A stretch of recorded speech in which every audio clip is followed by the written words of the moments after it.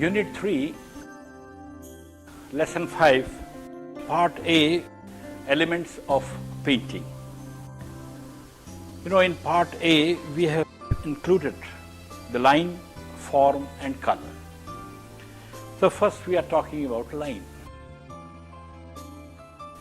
Normally, we say that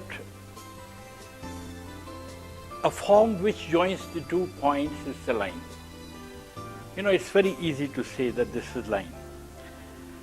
Sometimes an artist draws a line by a brush stroke.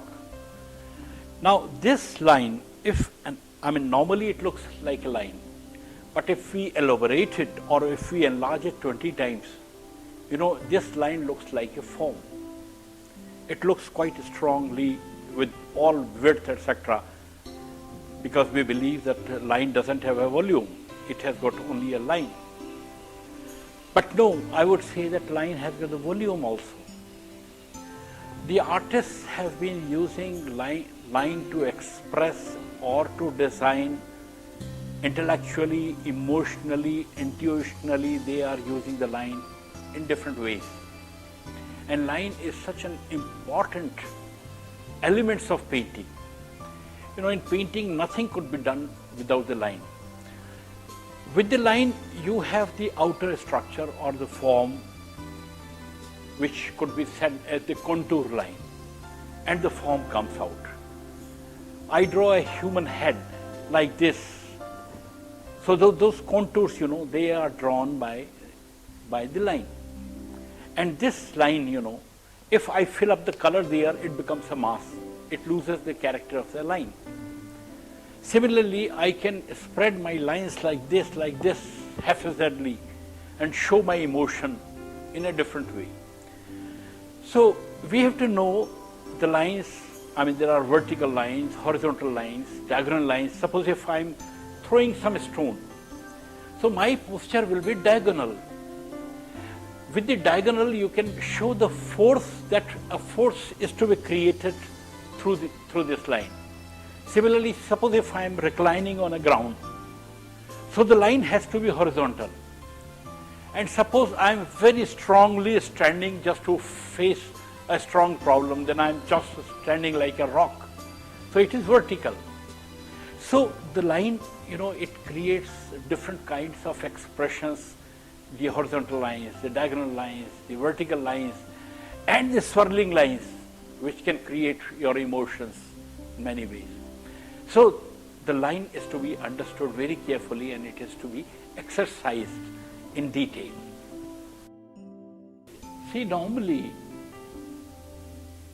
the line we call is the distance between 2 points, and if both the points are shown meeting together, it becomes a line. See, here I have put 3 points and I am joining them, and it has become a curved line.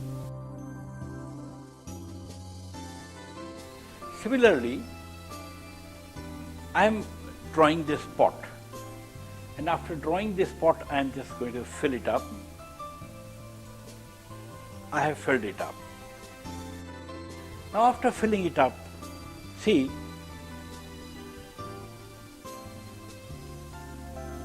this is a solid mass like this, and I have filled it up like this.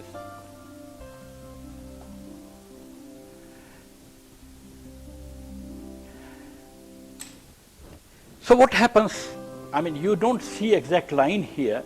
Suppose if this line is not visible, only the outer form is visible by filling up. Suppose I filled up with the color. Now what happens, this contour line, see, there is a contour line here, this line. So it works as a contour line. Now what happens, in our work of art or in our given space, we create objects. There could be several objects. One object, suppose 2 figures are standing here. Then there is a water pond here. Suppose there is a tree here. So we create these kind of imagery on it. Here what happens, that contour line gives the definite form here, but then at the same time To give a rhythm to these things or to add extra expressions, we use the drawings also, and we throw our drawings. For example, I show you a visual from a painting, how the artist uses lines despite of his contour lines. See, the figure drawn here by the eminent artist Dharmanarayan Das Gupta, you can see the contour line here being used to fill out a form against the background. Now this is a contour line. But here, another artist, Sunil Das, he uses sweeping lines, fast flowing lines. See, this line is coming here and there are some scratches, doodlings, the brush is moving like this, the sweeping lines are there. These lines are being used for the expression. And how an artist uses the intuitive line.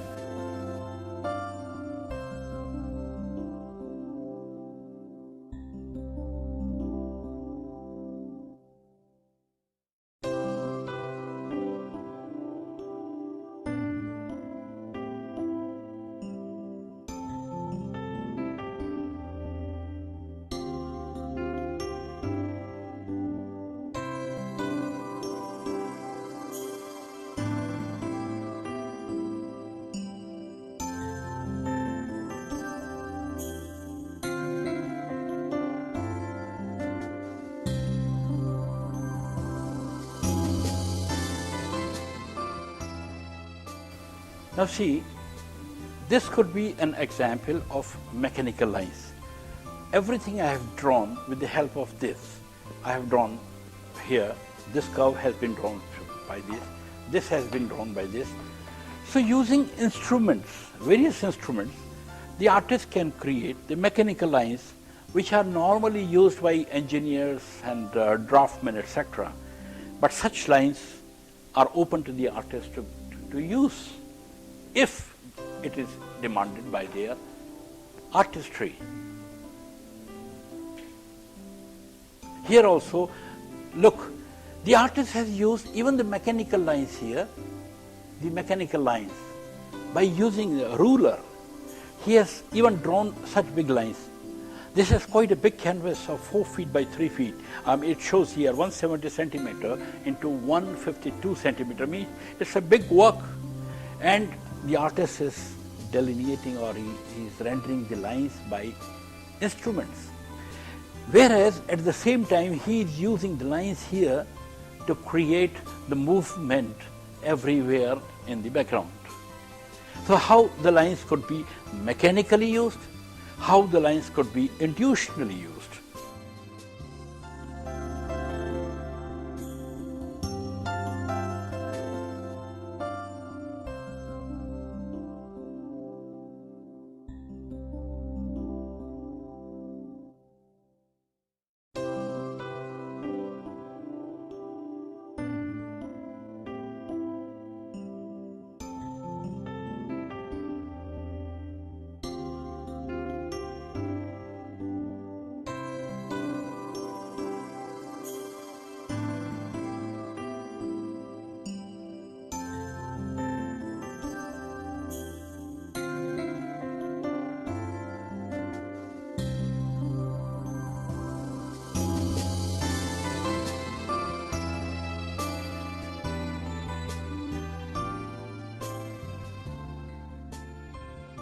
Now see, I have drawn a cow or a bull just running very fast, and the figure is diagonal, and then I have created lots of doodling over it. Now just to show the force that how this bull with entire figure is crossing facing the world. So that could be also an expression by the artist. So how artist uses intuitional lines. Here the artist uses decorative lines. The lines help in decoration. See, all foliages have been utilized, they have been delineated with the decorative lines. Similarly, even in our miniature paintings, the artists have. Look at this painting. Here, despite of the contour lines of the figures, the artist has used for the drapery, the very decorative works, even in the trees, everything is very decorative.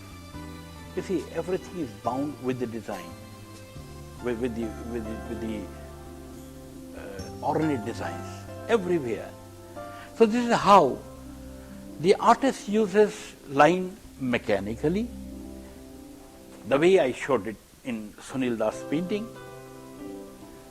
The artist can use intuitive lines, which I have shown even in Sunil Das' painting. Artists can use decorative lines, as I showed in these miniatures, and even in this painting you can watch. Look at these palm leaves, which have been so decoratively used by Manoj Mitra.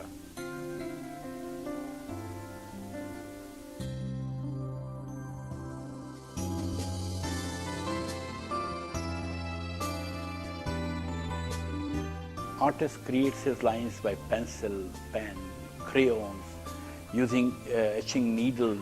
Sometimes we use pastels. So there are varied mediums through which we create the lines.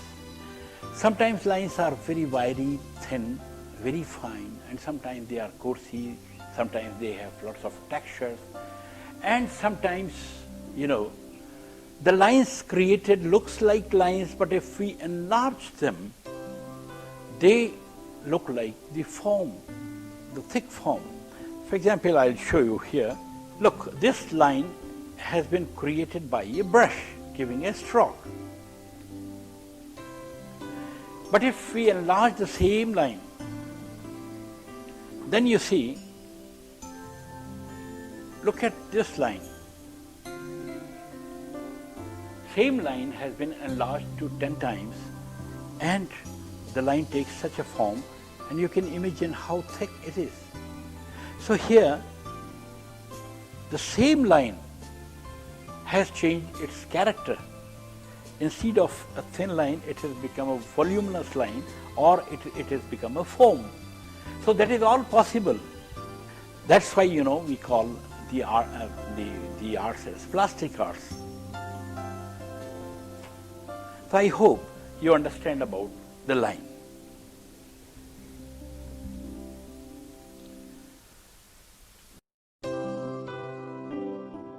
Form.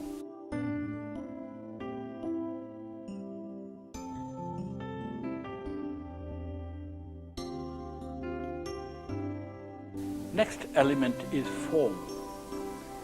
Form is the totality of a work of art. The total expression that we look at the work of art is the form. See, it's very simply, simply if we just take an example of an actor. See, we say that Amitabh Bachchan is in form and he is doing perfectly. Now what happens, the actor like Amitabh Bachchan, when he performs before the screen, his gestures, everything is very calculated, and he doesn't move out of frame, and he remains in the frame and able to express the character that he is playing. That expression becomes, the form of that man. Similarly, what happens that a work of art, when it goes to the completeness, it is, we can define it as a form, that this is the form of the artist. Now, form could be defined into different ways and could be expressed in different ways. There are artists, for example, here is a painting, look.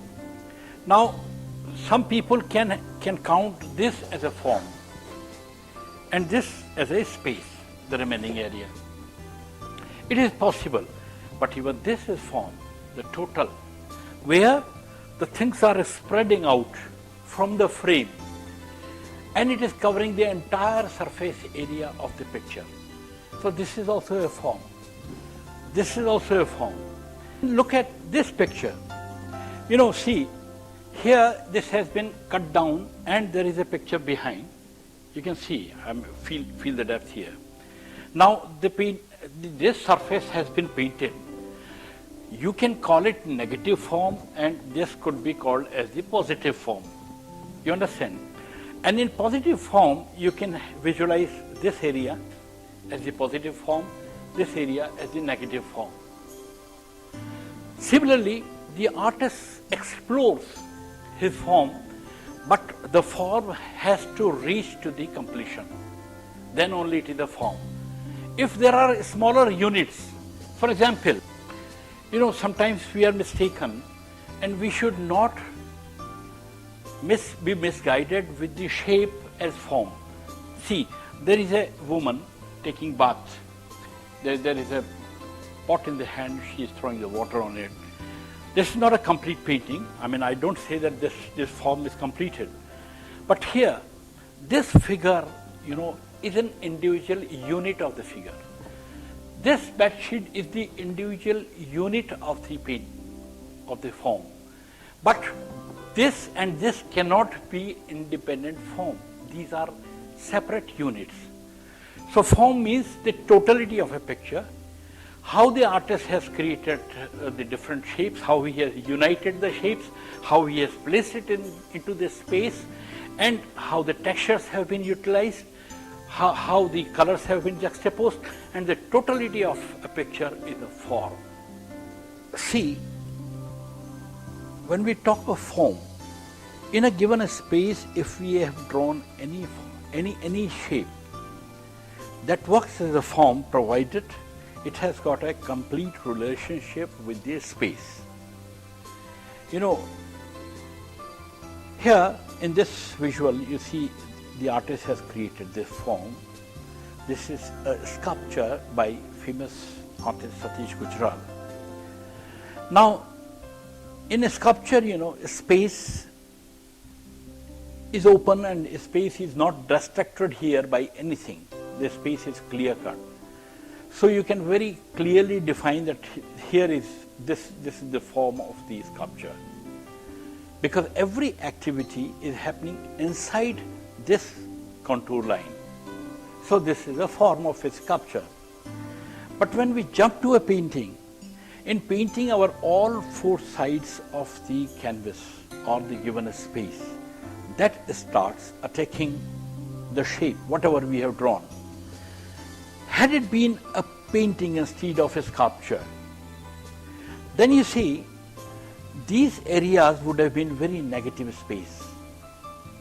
There is nothing wrong in having a negative space, but if negative space is enlarged a little bit here and here and here, suppose I have enlarged the negative space, whereas the sculpture remains at the same place, then you see that space will demand something else here.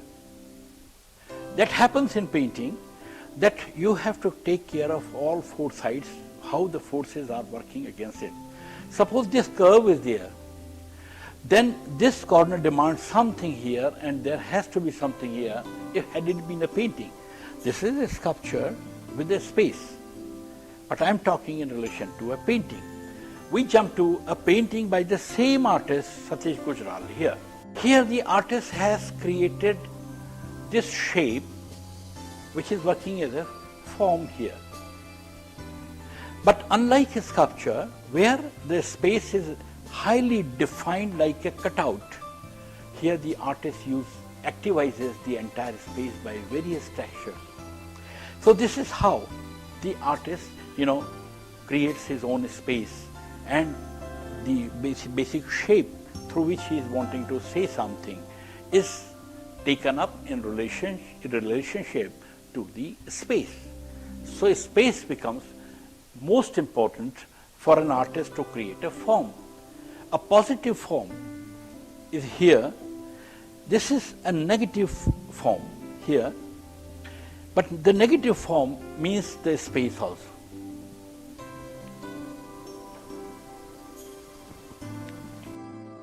The same thing could be repeated here. Look at these two sculptures in an open space. Now here, if a space is moving a little bit, then the space demands something. Similarly, if you jump to this painting, look at this painting where the artist has bound his form in this area. Now this has become his main form, but the left out space has been given lots of textures, and here even he has changed the tone here, so that it does not look like a cutout. So people should not misunderstand that the form is a kind of cutout and it is against the space. No, the form is the part of the space, and there is a strong relationship of the form and space, and that's how we say it, a good form or a bad form. See, the artists are of different minds. Some of the artists are introverts and some of the artists are extroverts. And this tendency works even in painting. If you are an introvert, then your form starts coming to the center or to the point from where the radials start. Look at the painting of the famous artist G.R. Santosh, an eminent painter from Kashmir, lived in Delhi for his lifetime. Now Santosh uses the tantric imagery of Indian traditional art in a modern way. And here everything is radiating from here. See, it opens up, it opens up, it opens up, it opens up. So, but his painting is not going out of the frame. See, everything is constrained to the center. Either it is radiating and coming back to the center. It is radiating and coming back to the center.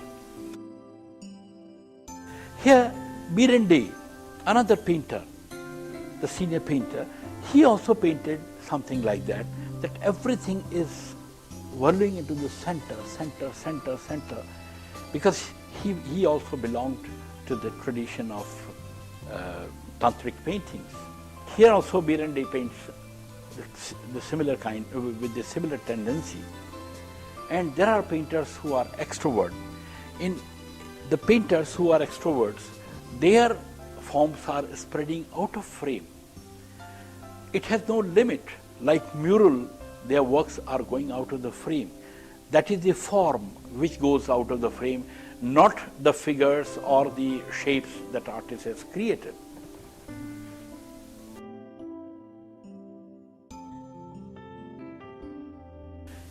Now, here is an example of extrovert form.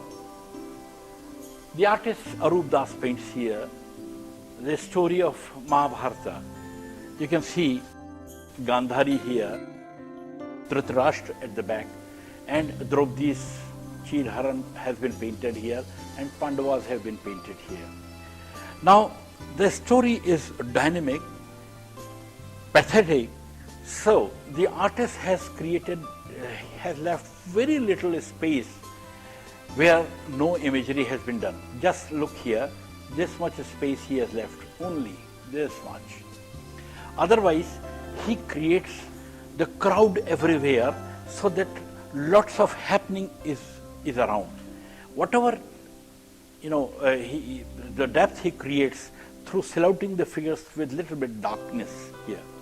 So this is the form which is going out of the frame here, here, here, here, here, here, and with the sticks, he has created this space. So how the artist uses the extrovert form, where it seems as if the entire picture is going out of the frame. Another interesting example is here by K.G. Subramaniam. K.G. Subramaniam's work is divided in compartments in measure. He has a tendency to narrate the stories through the compartments wherefrom the figures, human figures, animals, and other imagery are protruding out. Now here, see, he has done lots of stories here. Durga is there, and some animals are there, the tiger is there, and there is a man and women behavior is there, and ladies are there, the animals, monkeys and everything, and the sunflower is there. Lots of things are there. But see, everything is not coming out, but it looks as if the story will continue even after this frame. As the story will continue after this frame, everywhere. So these are the kind of extrovert forms. Color. The next element is color.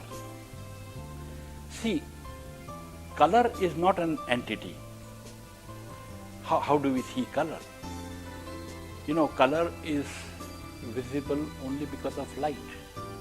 If in this room I just dark it, I put off all the lights and nothing is visible, and then you may put all bright colors, red, yellow, blues, nothing will be visible.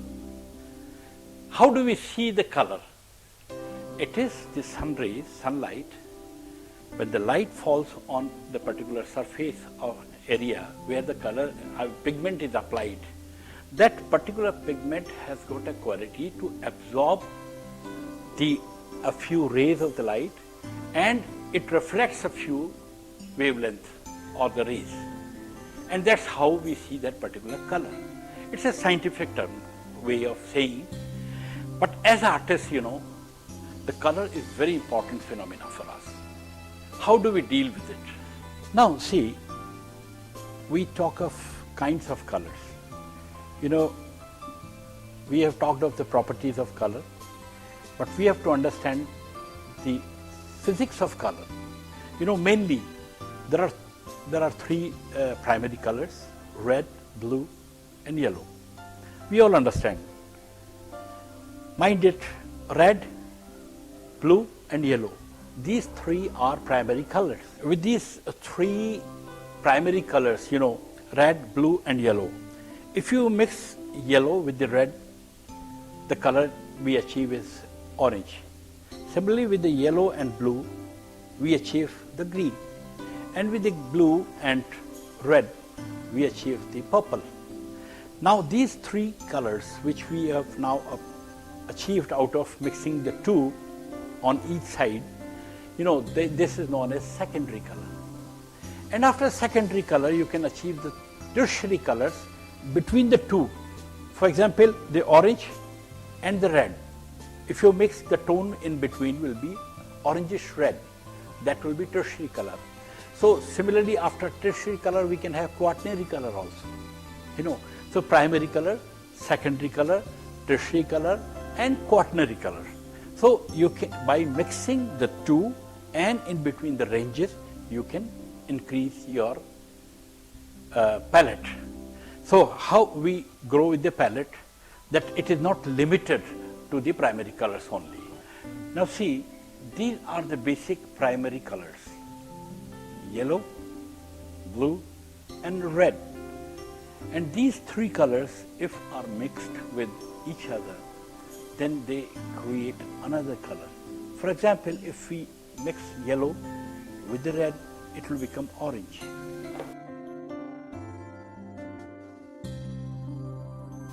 If we mix blue with the red, it will become purple here.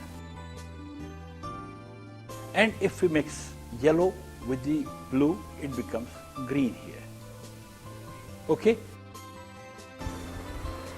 See, I have blended blue and yellow and it has become green. Here I have mixed red with yellow and it has become orange. And while mixing red with blue, it has become violet or purple. So this is how we achieve a secondary tone. Now see, if similarly I can show you on a color wheel where we can just see that how you can achieve the tertiary color. Now see, yellow, blue, red. Yellow and blue mixed, and then we have achieved green. Yellow and red, we have achieved orange. See, orange. And similarly, we have achieved with the red and red and blue, the violet. So violet, orange and green, these three colors become secondary colors. But when we mix, see, when the green color which we have achieved, if we mix it with the yellow, then we achieve a yellow-green. See, this yellow is mixing with the green, and this tone is the tertiary color, this tone is the quaternary color. Here this tone is the quaternary color, this tone is the tertiary color, because this is not pure orange. The orange has been mixed with more yellow, so this tone is different. Similarly here, see, this is violet, but violet is mixed with the blue violet. So it's getting more violet here, and it is more blue here, and this is the fast blue. So you can imagine how an artist, by mixing the tones, the primary colors, he can achieve secondary tones, tertiary tones, and quaternary tones. Similarly, I mean, the way I have talked about the range of colors, similarly we can have analogous colors. The analogous colors are, I mean, it's just a kind of saturation kind of thing. See, I use black. With the black I mix little white, little white, little white, little white, little white, and there comes a range. So it's right from the highest saturated pigment to the lightest. And then what happens here, the value is added, and there the value is decreased. So that kind of tone is known as the analogous colors. This is an analogous tone of color, analogous. See, analogous color means I have used red on one side and yellow on one side. Now I am mixing in red little white, more white, more white, more white, more white, more white. Now in this tone I have used yellow and little white, and then I am using yellow, more yellow, more yellow, and more yellow. So how the analogous, this range of analogous colors spreads here between the two basic colors.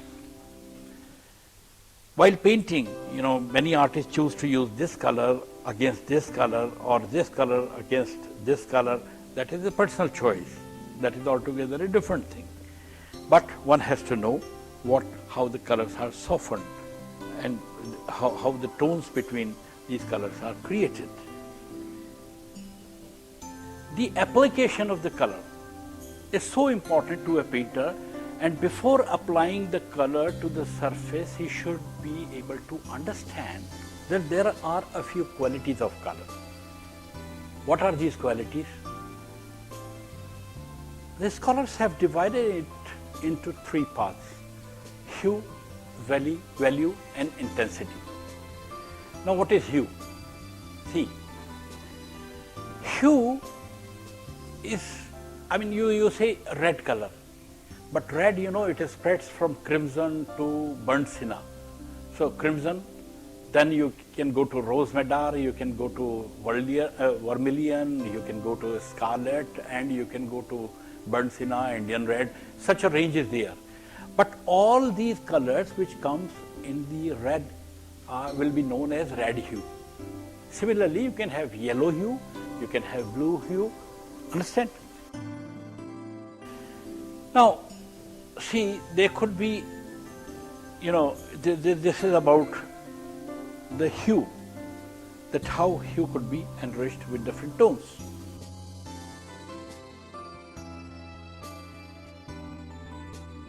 I believe you have understood. Now, see, similarly, after hue, we talk of intensity. The intensity means intensity or chroma, that is the saturation of the color. See, in color, as I said earlier, that color is visible because of light. So instead of color, if we say pigment, the material, the substance through which we mix with water or with the oil or with the wax, and it becomes our medium to paint. Now this pigment if it is highly saturated, see, I have picked up the pigment, the red pigment very thick in my brush, then it will be very strong there. But if I mix the water or linseed oil or turpentine or something, the solvent, then it spreads out and it weakens, it goes light. Now you see, if it is much saturated, then if you have more of pigment there, then the saturation is higher. And if less of pigment is there, the saturation is lesser. So that is the intensity or chroma. Understand? See, in saturation, you can see here the violet color and you can see the green color here. Now, there are tones between the green and the purple, the rose madder color, or you can see nearly violet color, and tone is getting darker, it's reaching entirely darkness is there. So how the saturation, here the artist has used more of pigment. Here the artist has he uses more of pigment. If he reduces the pigment, then it becomes very light and saturation is reduced. So how the color gets more saturated with the intensity of the pigment. Now we will be talking of value. You know, you have understood what hue is. Hue means that particular range of that color. We say that this is red, blue, yellow. But in the value, what happens? If you add more of water or more of solvent, you know, it loosens its quality. Then if you increase, if you add more white to it, the light is more added. And there the value is added. And if you add darker part, black to it, then it loses its hue. The value is increased with the light and decreased with the darkness. That is the value. See how the value has been strengthened and reduced. Value is related to light. And when you create more light, the value is enhanced. When you create more darkness, the value is reduced. So you can enrich the value of the color by mixing white or reduce by mixing black in it. All these kinds of preparation of colors, you know, it adds to our expression when we are doing a painting, when we are composing the various elements into a space. The work of art enriches as much as knowledge we have got about color.